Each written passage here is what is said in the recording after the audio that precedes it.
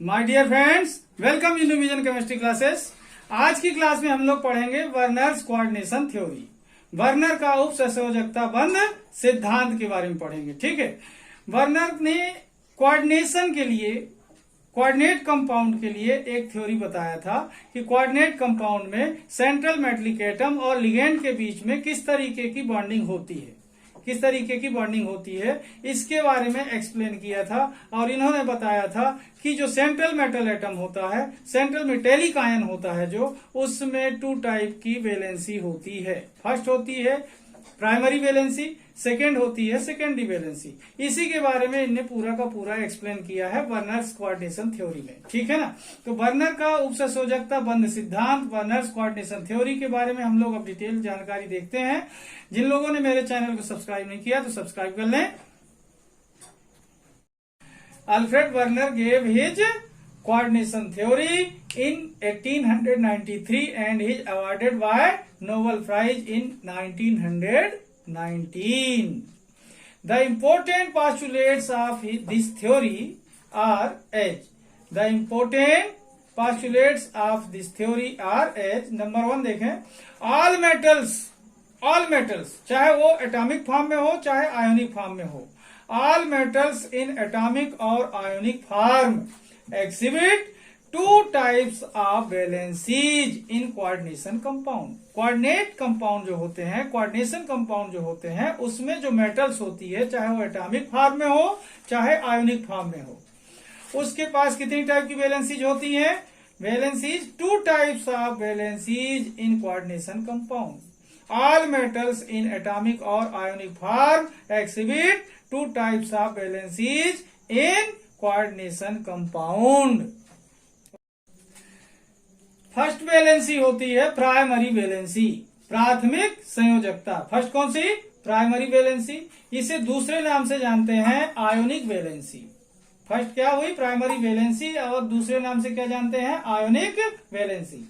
Second होती है secondary valency, और इसका दूसरे नाम से जाना जाता है नॉन आयोनिक वैलेंसी. क्या बोलते हैं? Non ionic valency. तो इस तरीके से टू टाइप की वैलेंसी होती हैं सेंट्रल मेटल एटम की, primary valency and secondary valency. ठीक है, अब फर्स्ट देखते हैं अपन इस प्राइमरी वैलेंसी के बारे में डिटेल देखते हैं कि इट इज आयोनाइजेबल. कैसी होती है ये? आयोनाइजेबल होती है. और इसे किससे शो करते हैं? It is shown by dotted line. Okay, primary valency क्या होती है? It is ionisable and shown by dotted line. Dotted line. It is satisfied by negative ions and indirectional in nature. और साथ में कैसी होती है? इनडायरेक्शनल नेचर की होती है. ओके. सेकेंड क्या होती है? Secondary valency. It is non ionisable and satisfied by positive, negative and neutral groups. Okay, ये पॉजिटिव से भी, नेगेटिव से भी और न्यूट्रल ग्रुप से भी सेटिस्फाई हो सकती है. इट इज डायरेक्शनल, ध्यान देंगे, डायरेक्शनल होती है. Directional in nature and shown bye directional line arrow.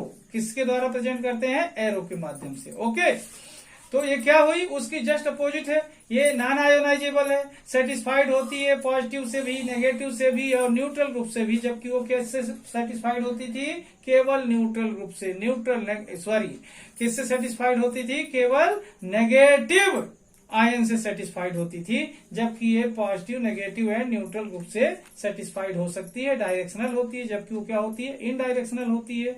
और shown by directional line arrow से, और उसे डॉटेड लाइन से प्रेजेंट करते हैं. ओके, देखिए नेक्स्ट पास्टुलेट है. फर्स्ट पास्टुलेट में अपन ने क्या देखा कि प्राइमरी वैलेंसी और सेकेंडरी वैलेंसी के बारे में देखा कि जो कोऑर्डिनेट कंपाउंड होते हैं, कोऑर्डिनेशन कंपाउंड होते हैं, उसमें सेंट्रल मेटलिक एटम और आयन की टू टाइप की वैलेंसी होती है.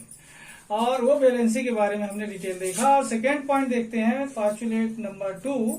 इसमें देखें प्राइमरी वैलेंसी क्या करती है. Primary valency represents oxidation state. क्या रिप्रेजेंट करती है? Oxidation state of metal atom और ion.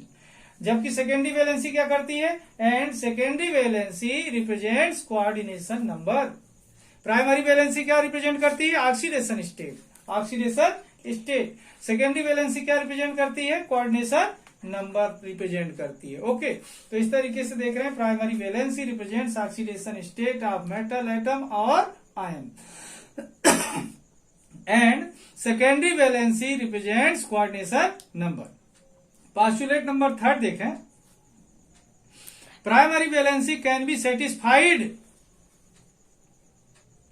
Primary valency can be satisfied the secondary valency, primary valency can be satisfied the secondary valency. क्या कर सकती है ये सेकेंडरी वैलेंसी, क्या होती है, सेकेंडरी वैलेंसी को सेटिस्फाइड कर सकती है।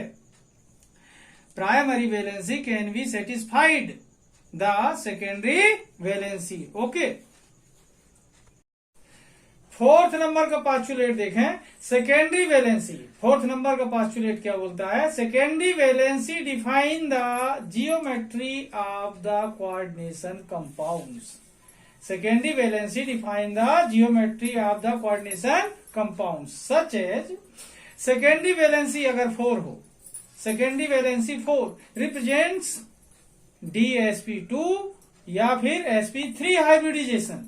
अगर सेकेंडरी वैलेंसी 4 है तो कौन सा हाइब्रिडाइजेशन होगा, DsP2 या फिर sp3 होगा। ओके, एंड स्क्वायर प्लेनर और टेट्राहेड्रल शेप, या तो शेप अगर ये वाला हाइब्रिडाइजेशन होगा तो स्क्वायर प्लेनर होगा, ये वाला होगा तो टेट्राहेड्रल होगा। ओके, ठीक इसी तरीके से देखें similarly secondary valency 6, secondary valency 6 represents D2sp3 या फिर sp3d2 हाइब्रिडाइजेशन। कौन सा हाइब्रिडाइजेशन, D2sp3 या फिर sp3d2 हाइब्रिडाइजेशन रिप्रेजेंट करती है, शो करती है, बताती है और ऑक्टाहेड्रल शेप क्लियर करती है कि अगर ये हाइब्रिडाइजेशन होगा तो ऑक्टाहेड्रल शेप होगा। ओके, एग्जाम्पल देखें यहाँ पर, एग्जाम्पल यहाँ पर देखें कोबाल्ट के साथ यहाँ पर NH3 6 टाइम, ये कहलाता है ल्यूटियो कोबाल्टिक क्लोराइड, ल्यूटियो कोबाल्टिक क्लोराइड। इसमें देखें कि Cl डॉटेड लाइन से लिखे हुए हैं, Cl कैसे लिखे हुए हैं, डॉटेड लाइन से, मतलब ये प्राइमरी वैलेंसी आयोनिक है।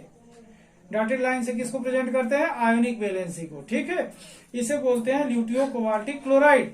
तो अब यहाँ पर देखें प्राइमरी वैलेंसी कितनी है, डॉटेड लाइन से क्या क्या लिखा है, यहाँ पर Cl, ये Cl, ये Cl, तो कितनी हुई प्राइमरी वैलेंसी 3।